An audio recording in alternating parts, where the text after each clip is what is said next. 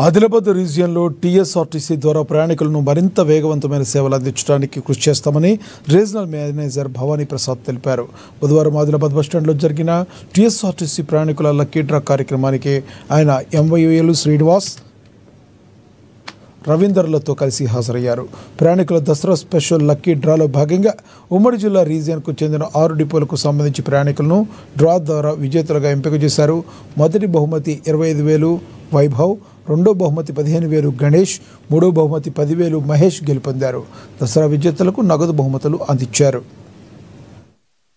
Lucky draw బాక్సులు ఇలాంటి బాక్సులు పెట్టి ఆ టికెట్ వెనక దసరా పండుగ ఆపరేషన్స్ స్పెషల్ ఆపరేషన్స్ సందర్భంగా చాలా వేల లక్షల మంది ప్రయాణికులను వారి గమ్యస్థానాలకు చేరవేశారు.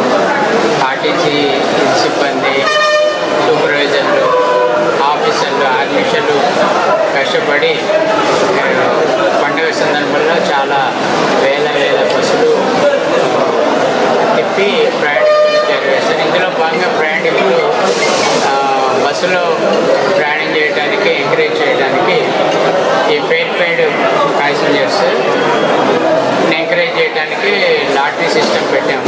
ఇందులో జిల్లాలో మొత్తం ఉమ్మడి జిల్లాలో ఆదిలాబాద్ రీజన్లో 3